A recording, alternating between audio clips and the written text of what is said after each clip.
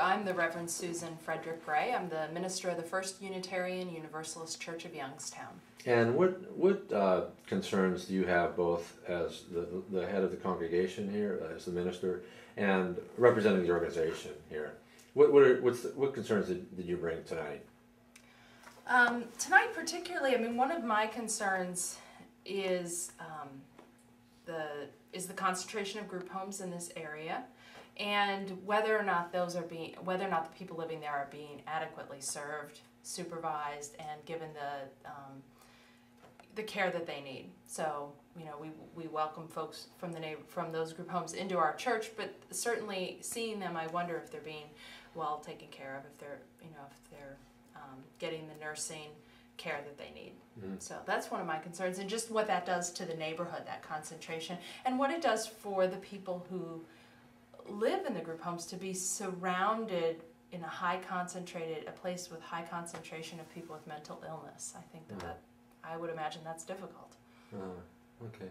And then as far as how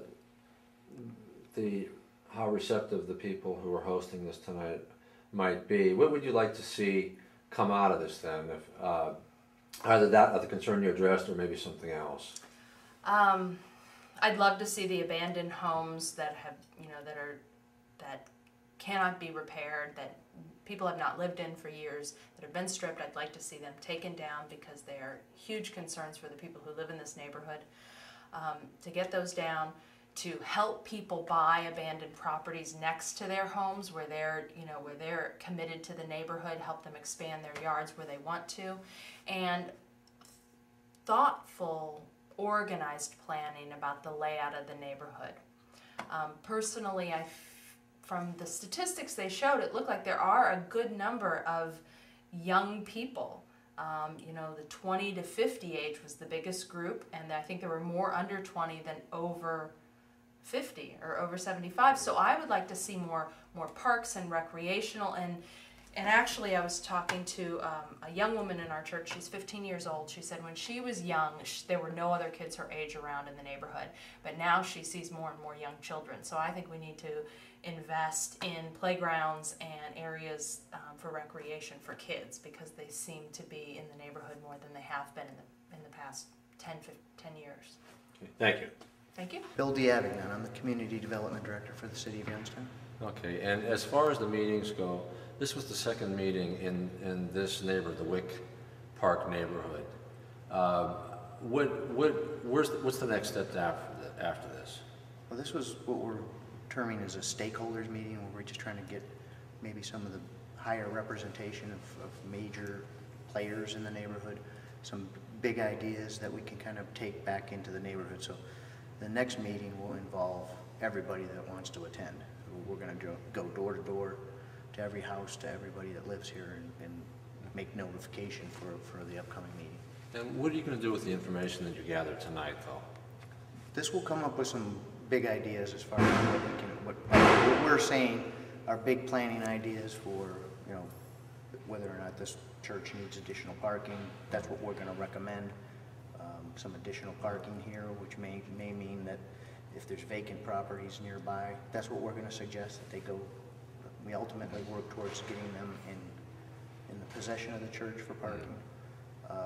Take a look at where some of the other vacant properties are, make a determination based on some of the input that we received, that they should go to the adjacent property owners to be held. So, that's what we're going to do with this information. So one thing you're doing is you're looking at this area as a whole, and not just the individual people, but you're looking at putting this all together as a comprehensive strategy for this neighborhood then? Yeah, the goal is to make every parcel of land productive again. That's the goal of the neighborhood plan. Okay. And as far as 2010 being, this that's the name that's on the study and everything, but how much is achievable in the short term? Like, what do you look to achieve in the short term, and what types of things would you look to achieve in the short term? Well, we're looking at the city doing its best in demolition and acquisition and doing its part in infrastructure. We also look to kind of taking away the fear of having regular property owners maintain their property and invest in their property. So by doing those things, we think we're going to be able to get, people to kind of do their part. Mm-hmm. But you have the people who are here right now, but in order for the area to be healthy, it almost seems like you want to draw other people there. Are one of the goals to draw new people here to rejuvenate not only the Wick Park neighborhood, but other neighborhoods in the city? To a certain extent, yes. I mean, you want to make it attractive again. You want to make it to where it's not going to be something that you want people to take a look at it. Mm. So, the idea of planning what the future of the neighborhood is, it'll be put on the 2010 website as a neighborhood plan, and with all the assets and the attributes that exist here, kind of promoted on the web. So it could be a place that people will look to. Thank you, Bill. Oh, my name is Valerie Parn, and I represent Action. That is the Alliance for Congregational Transformation Influencing Our Neighborhoods. And right now I plan the Holy Ground Marches. And the next Holy Ground March will be this Saturday, August 25th at 10 a.m. from First Unitarian Universalist Church here. So did the event bring you here tonight, or was it, or did the planning process bring you here? What made you want to attend tonight?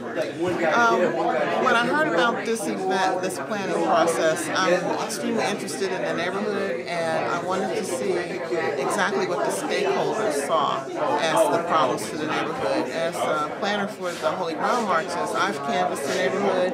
I've had some of the members of these local churches canvass with me and actually knock on doors and talk to some of the actual neighbors in the neighborhood to find out what they felt the problems were. But I was interested in finding out what the stakeholders, the business owners, and the representatives from the various institutions here in this area thought was a real problem. And surprisingly, they are very consistent with one another. Some of the same issues that the stakeholders at this meeting brought up were the issues that the actual residents living in the neighborhood also brought up.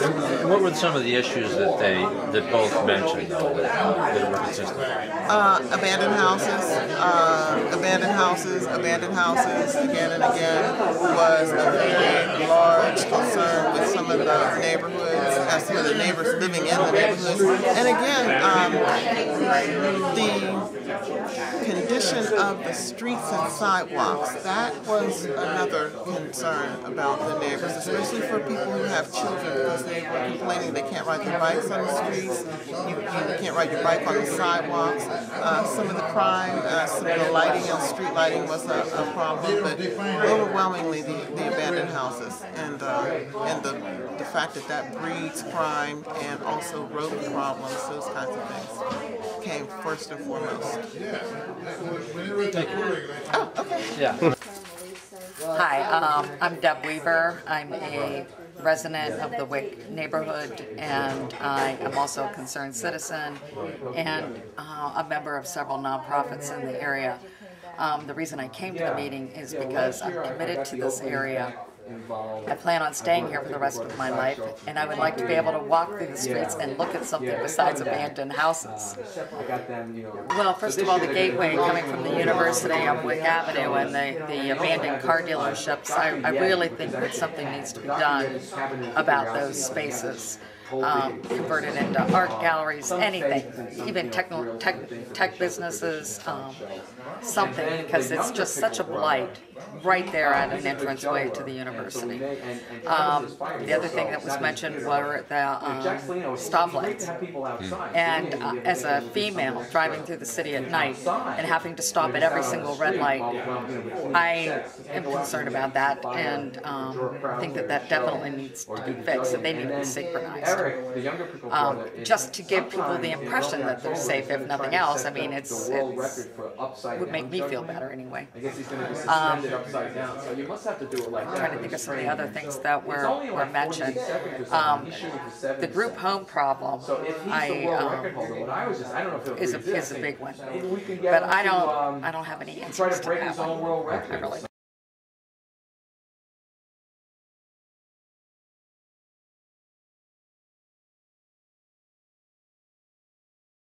But I don't.